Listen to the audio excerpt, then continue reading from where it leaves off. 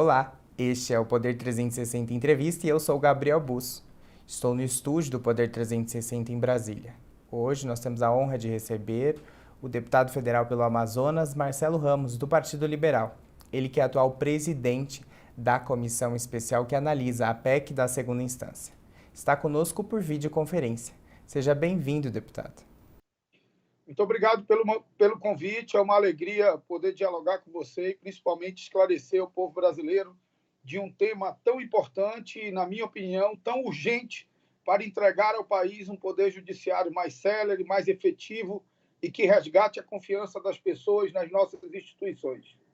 Certo, deputado. Essa semana, o caso André do Rep reacendeu bastante esse debate, não só no Congresso, como em toda a sociedade brasileira, começou a falar novamente sobre esse assunto.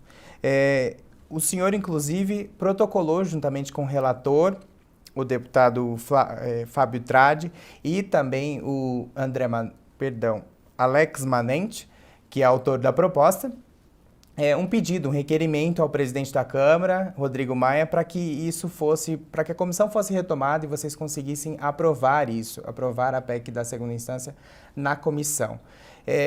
O presidente da Câmara, Rodrigo Maia, falou durante a semana que ele se comprometeu a estar com isso aprovado até o final do ano. Mas ele te falou alguma coisa em especial? Como foi esse diálogo ao longo da semana? Porque de terça para cá ele não comentou mais o assunto e eu imagino que ele deva ter falado algo com o senhor. Bem, eu quero primeiro fazer esse paralelo que você iniciou a pergunta, relacionado entre o caso André do Rep e a prisão e a PEC da segunda instância.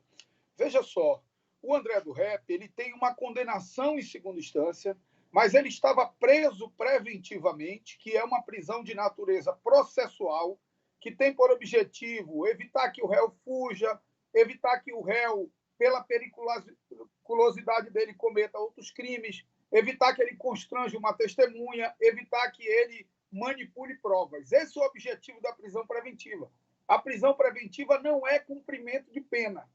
Como no Brasil os processos demoram muito e passaram a demorar ainda mais quando o Supremo decidiu que a interpretação dada ao princípio da presunção de inocência, que está no artigo 5º, era de que a prisão só podia ocorrer após o trânsito em julgado, que hoje acontece no STJ e no STF, isso se alongou ainda mais.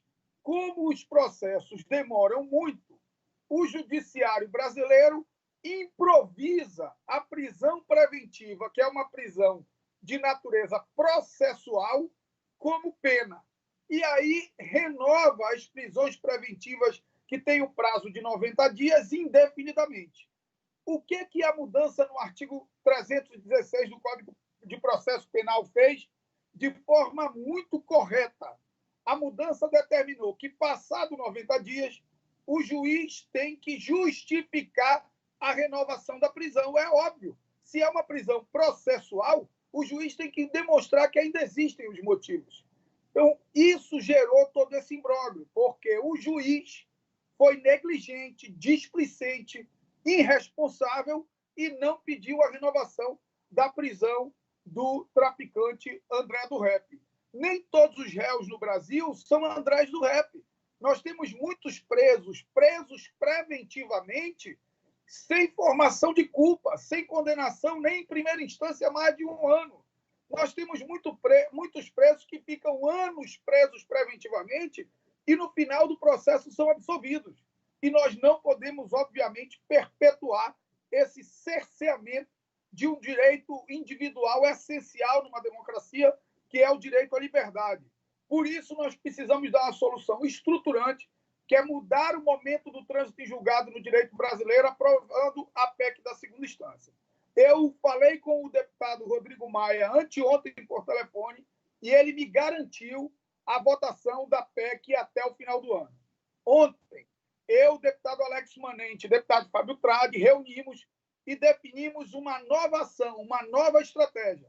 Nós apresentamos um novo projeto de resolução, não para instalar todas as comissões da Câmara, porque isso está gerando obstrução nessa matéria, mas para instalar apenas a comissão da PEC da segunda instância.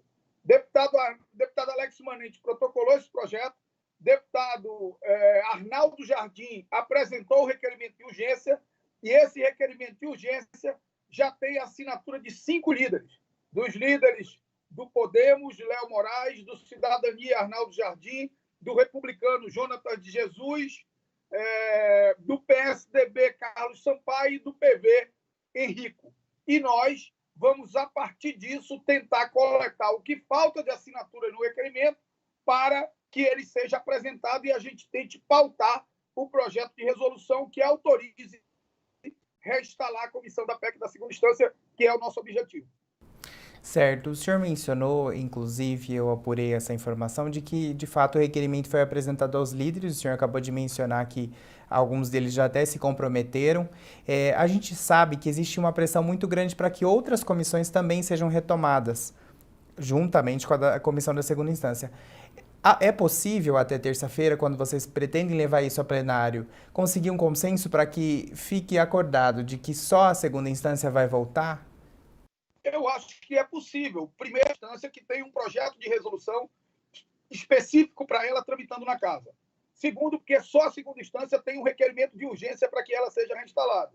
Nós já temos a assinatura que totalizam 87 deputados, nós precisamos da assinatura de líderes que totalizem 257, mas já temos o compromisso de alguns líderes, como do líder do PSL, Felipe Francischini, de assinar, do líder do Novo, Paulo Ganimi, de assinar, e estamos conversando com os outros na tentativa de sensibilizá-los de que esse requerimento tenha as assinaturas necessárias antes da terça-feira, e aí na terça-feira nós consigamos o acordo para que ele seja incluído.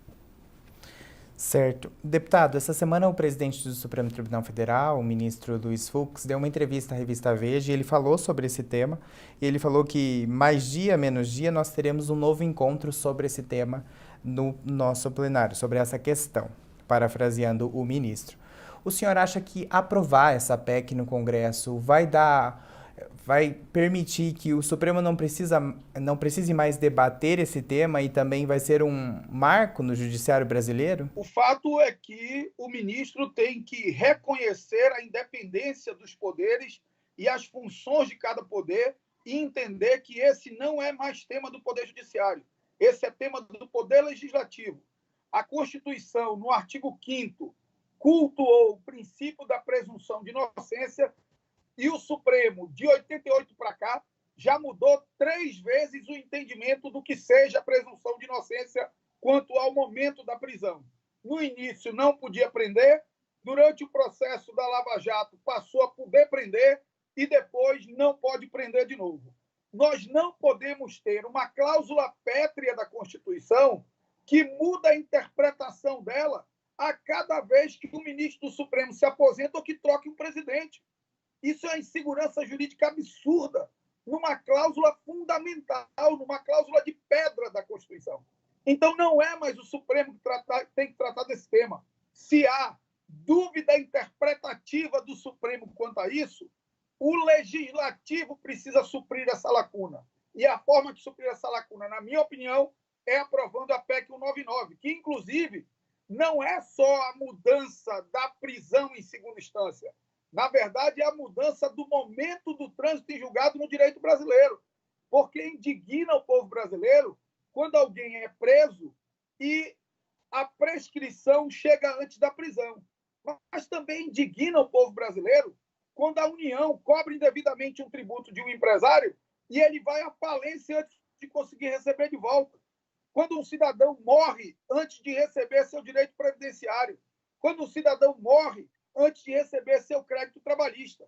Então, o que a PEC faz é mudar o momento do trânsito em julgado no direito brasileiro. Ela é uma verdadeira reforma do Poder Judiciário. É a mais significativa reforma do Poder Judiciário desde a Constituição de 88. Os processos criminais vão ser mais rápidos, mas também as execuções trabalhistas, os pagamentos de precatório, as execuções tributárias, as causas de divórcio, as causas possessórias, todas vão ter uma instância a menos no direito brasileiro e, portanto, terão execuções mais rápidas. O objetivo não é simplesmente, de forma oportunista, resolver o problema da prisão. O objetivo objetivo é entregar ao Brasil um poder judiciário mais célere. Certo. Deputado, embora haja um bastante clamor popular por esta pauta, a gente vê muitos congressistas que não querem tratar do assunto nesse momento, porque vem justamente o uso do caso André do Rep para debater esse tema e se sentem impressionados de alguma forma. A gente sabe que para aprovar uma PEC precisa de 3/5 dos deputados. O senhor vê ambiente, eu imagino que o senhor e o relator e também o autor do projeto têm feito uma análise, têm consultado as bancadas para saber o apoio que vocês têm, o apoio que ainda não têm. Como está essa questão? O senhor acha que é possível aprovar e o caso André do Rep deu mais votos para isso? Porque agora não saiu só de condenados políticos, a gente tem um condenado que é traficante, né? Um condenado que é bastante conhecido na justiça da área criminal. Eu penso que muita gente na Câmara, muitos deputados ainda não têm a compreensão do conteúdo do relatório do deputado Fábio Tradi em relação à PEC 199. Porque, vejam só, nós podemos enfrentar essa esdrúxula situação do André do Rep com um oportunismo legislativo que seria simplesmente revogar o parágrafo único do artigo 316. Ou nos omitindo de clarear a legislação e deixando que o Supremo legisle. Porque o que o Supremo fez ontem, apesar de eu achar correto no mérito, foi legislar. O Supremo disse que se chegaram a habeas corpus ao Supremo, como fundamento não ter a manifestação do juiz pela renovação, ao invés do Supremo dar a liminar de soltura, ele tem que notificar o juiz para o juiz justificar ou não a manutenção da prisão. Do ponto de vista de mérito, de conteúdo, eu acho que é a medida correta, mais ajustada, vai evitar distorções como essa do André do Rep. Mas isso é o Supremo legislando, porque efetivamente em lugar nenhum da lei diz isso. Então, nós precisamos ter uma atitude mais proativa da Câmara para evitar lacunas legislativas que esse ativismo judicial do Supremo tem feito com que eles preencham essas lacunas com o poder de legislar que não é inerente à função deles. Eles existem para interpretar a Constituição quando houver conflito. Por exemplo, essa decisão do TSE, e aí eu não entro no mérito, a decisão do TSE de destinar parte dos recursos do fundo partidário para negros. Isso não está escrito em canto nenhum. Então, como é que pode um tribunal tomar uma decisão que não seja fundamentada em lei? Simplesmente, às vésperas da eleição, o tribunal vai lá e diz isso. É meritório ter a verba para os negros? Ótimo, é meritório. Que se apresente um projeto de lei, que tramite na Casa Legislativa e que seja transformado em lei. E não que o Poder Judiciário se arvore em poder legislativo. Então, nós precisamos suprir essas lacunas e um dos caminhos de suprir essas lacunas é a PEC 199. O André do Rep tem uma condenação de segunda instância. Se a PEC 199 tivesse sido aprovada, ele não estava cumprindo a pena dele. Acho que cada vez mais a gente vai convencendo os deputados disso e não tenho dúvida que se nós conseguirmos fazer chegar ao plenário, nós teremos os 308 votos necessários para aprovar. Tanto que aqueles que são contra, eles não querem que vá a plenário para eles votarem contra. Eles querem que não vá ao plenário. E eu repito, votar a matéria e perder a minha opinião é democrático. Votar a matéria e ganhar a minha opinião é democrático. Não votar a matéria não é democrático. Nós precisamos votar, enfrentar essa questão, cada deputado manifestar as suas convicções, até porque são relevantes os argumentos de alguns que são contra a PEC, eu os respeito, tem a ver com o princípio da presunção de inocência, que no entendimento deles tem relação com o julgamento no STF e não com o momento do trânsito em julgado, então são relevantes e consistentes os argumentos. Agora, nós não podemos ficar discutindo os meus argumentos, os argumentos de quem é contra. Vai chegar uma hora que nós precisamos pautar a matéria, votar, e saber quem simboliza a maioria do pensamento do povo brasileiro por seus representantes. Os senhores também têm consultado os senadores para saber como está o clima no Senado a respeito do assunto, do tema da PEC? Quando nós apresentamos essa PEC, ela foi em acordo com o Senado. O Senado vinha agindo, na minha opinião, e eu disse isso de forma muito crítica à época, com oportunismo legislativo, querendo resolver esse problema da segunda instância com uma mudança no Código de Processo Penal. E nós convencemos a maioria dos senadores de que o melhor caminho era fazer essa mudança estruturante de alteração do momento do trânsito em julgado no direito brasileiro. Então, não tenho dúvida de que, em aprovado na Câmara, essa PEC terá um processamento e uma aprovação célere no Senado da República. O relator, o deputado Fábio Tradi, tem falado em aprovar até o fim do ano. O senhor também recebeu a garantia do presidente da Casa, o deputado Rodrigo Maia. Mas quando a gente olha para o cenário, a gente tem eleições agora em novembro, as eleições municipais, que aí afeta bastante o trabalho no Congresso, porque muitos parlamentares estão em campanha ou estão apoiando candidatos. E a gente também está bem próximo do recesso, que é ali em dezembro. O senhor acha que dá? Como que o senhor enxerga, na verdade, esse desafio de aprovar essa PEC em um espaço tão curto, tão apertado? Olha lá, vamos considerar que nós não instalássemos a comissão até as eleições, que estão marcadas para o dia 15 de novembro. Em 2 semanas, eu consigo ouvir todos os deputados que estarão inscritos para debater a matéria. Eu consigo ler o relatório, que é uma etapa formal que falta, dar vistas coletivas. Em 2 ou 3 sessões, no máximo, eu consigo ouvir todos os deputados que vão estar inscritos para o debate e votar. Isso significaria que, aí, mais tardar, na primeira semana de dezembro, ela poderia estar resolvida na comissão. E aí, no plenário, já depende de um acordo de líderes e do presidente. Deputado, eu tenho mais uma pergunta sobre esse tema da segunda instância, que é com relação ao texto. O senhor mesmo mencionou, e eu gostaria de comentar que, de fato, o texto, dentro do texto, foi incluído não só a área criminal, como todas as outras áreas, a tributária, a área da família, enfim, todas as áreas agora serão incluídas, estão incluídas nesse texto da PEC da segunda instância. Há alguma possibilidade desse texto mudar para que um acordo seja feito de forma consensual entre os líderes? Esse debate tem sido feito com alguns líderes? Olha, trocar esse trecho ou adicionar alguma coisa, tirar alguma coisa do texto para que o andamento ocorra? Eu acho que a possibilidade do texto mudar sempre existe. Nós podemos ser convencidos de aspectos do relatório do deputado Fábio Tradi. Por exemplo, ao determinar o trânsito em julgado na segunda instância, nós permitimos que no recurso especial e no recurso extraordinário, que perdem o seu efeito obstativo, que perdem seu efeito suspensivo, nós permitimos que o relator suspenda a execução, ou seja, que o STJ ou que o STF, em vendo uma aberração na decisão a ser executada, possa suspender liminarmente a execução. Há um apelo de determinados setores da advocacia com embasamento que me parece razoável, no sentido de que o próprio tribunal de segunda instância que julgue a causa já possa determinar a suspensão da execução. É algo que nós vamos avaliar durante o debate.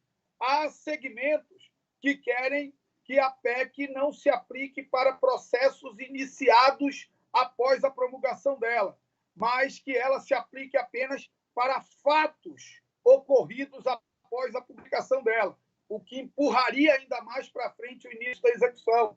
Por outro lado, outros setores querem que a PEC recaia sobre processos em andamento que ainda não tiveram condenação em segunda instância. Então, tudo isso vai ser objeto dos debates durante a próxima etapa da comissão especial. E isso é o problema. Não instalar a comissão especial tolhe, comprime a possibilidade do aprofundamento do debate para chegar a um texto que seja mais consensual. O senhor fez bastante críticas ao Poder Judiciário no que por acusação de interferência, né? Por o senhor achar que o Poder Judiciário tem interferido muito no Legislativo. O senhor acha que o Poder Judiciário pode interferir de alguma forma nessa PEC, no andamento dela, ou até a aprovação dela, tomar alguma atitude? Olha, nós dialogamos com o Poder Judiciário. Eu mesmo, quando virei presidente da comissão, a primeira coisa que fiz foi contactar com o ministro Dias Toffoli, que à época era o presidente do Supremo Tribunal Federal, apresentei a PEC a ele, ouvi a opinião dele, ouvi vários membros do Poder Judiciário, tenho um apelo da presidente do Tribunal Superior do Trabalho para que ela seja ouvida ainda na comissão, porque no texto original não estava a Justiça do Trabalho, mas no relatório do deputado Fábio Tradi está a Justiça do Trabalho. Então, eu respeito muito o Poder Judiciário. O Poder Judiciário precisa ser ouvido na construção da PEC. A minha crítica ao Poder Judiciário é o Poder Judiciário legislar. Isso eu não admito, porque o Poder Judiciário não existe para legislar. Toda vez que existir uma lacuna legislativa, o dever de suprir essa lacuna é do Poder Legislativo e não do Poder Judiciário. O Judiciário não pode, que, sob o argumento de interpretar a Constituição, escrever uma norma nova ou até contrariar uma norma expressamente escrita, como acontece vez por outra. Deputado, eu tenho uma última pergunta. Ela não se trata da segunda instância, mas é um assunto que foi bastante repercutido essa semana e atingiu o Congresso, porque se trata de um parlamentar do Senado, o senador Chico Rodrigues. Como que o senhor vê toda essa operação que prendeu aí vários valores desviados de recursos para combate à pandemia da Covid-19? E o senhor acha que isso afeta, de alguma forma, o governo, a credibilidade do governo do discurso anticorrupção? Eu acho que isso é um item num conjunto de fatos, rachadinhas, a situação do ministro do Turismo, um conjunto de coisas que tangenciam o governo nessa questão de corrupção. Mas, em relação ao caso específico do senador Chico Rodrigues, eu, inclusive, já fiz manifestação pública sobre isso, porque eu acho que nós precisamos ter coragem de, às vezes, ser contra-majoritários, e eu tenho, porque tenho o dever de seguir com as minhas convicções. Se ficar comprovado que o dinheiro encontrado com o senador Chico Rodrigues, seja na casa, seja na cueca, seja no banheiro, seja onde for, é dinheiro ilícito, ele precisa ser exemplarmente punido. No que diz respeito à esfera penal, como no que diz respeito à esfera do decoro parlamentar. Mas essa punição tem que acontecer nos estritos limites da Constituição e da lei. Não protege bandido. Existe má aplicação da Constituição e da lei. Então, se comprovado a origem ilícita do dinheiro, ele tem que ser exemplarmente punido. Agora, o ministro do Supremo, em decisão monocrática, suspender o mandato de um senador, sem que exista flagrante delito, sem que, porque ele mesmo diz que não existe flagrante na decisão, porque é comprovação da ilicitude dos recursos, do dinheiro. Então, sem que exista flagrante delito, isso é uma decisão dele, não sou eu que estou dizendo, sem que exista condenação e sem que exista nem denúncia, desculpem, mas isso não encontra guarida na Constituição. O Judiciário está exacerbando o seu poder. E ministro do Supremo não tem que prestar contas a likes ou a aplausos da opinião pública. O ministro do Supremo tem que prestar contas à Constituição. Deputado, eu agradeço muito o seu tempo, a sua presença aqui no Poder 360 Entrevista. Eu tenho certeza que agregou bastante aos nossos telespectadores ouvir sobre como pode andar e como pode ser aprovado até o final do ano a PEC da segunda instância, se conseguir aprovar na próxima terça-feira o requerimento de urgência para que a comissão seja retomada. Muito obrigado, viu, deputado? Muito obrigado, e é uma alegria poder dialogar com vocês que prestam um serviço tão relevante para a democracia brasileira através do Poder 360. Parabéns. Nós agradecemos a você que acompanhou essa entrevista aqui no YouTube. Pedimos para que você não esqueça de se inscrever aqui no canal do Poder 360 e também ativar as notificações. Até a próxima!